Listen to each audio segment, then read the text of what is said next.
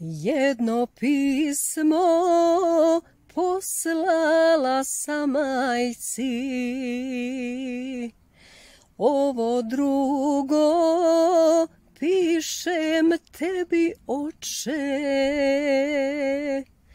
jer ne mogu više izdržati kod vas živih da budem siroče. Stara baka voli me i pazi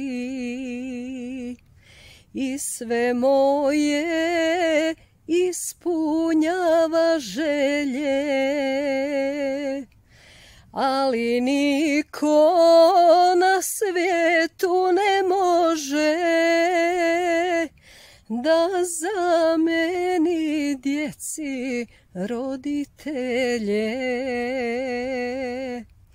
Vrati se, majko, vrati se meni, vrati se, oče voljeni. Vrati se, majko, vrati se meni, vrati se, oče voljeni.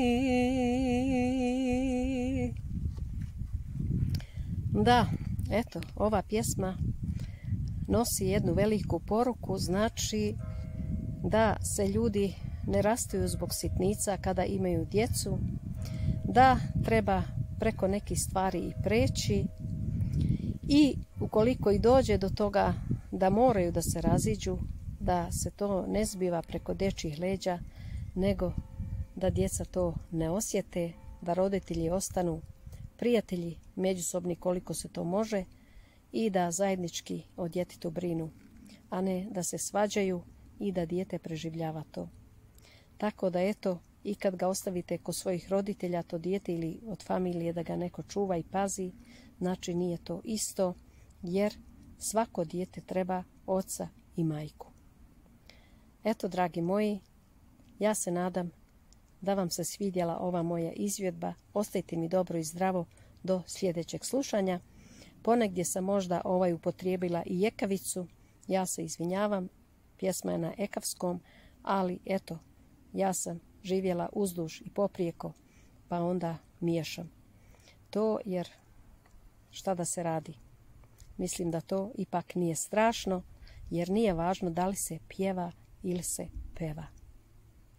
Ostajte mi dobro i zdravo do sljedećeg slušanja. Puno vas voli, vaša Zaki. Ćao.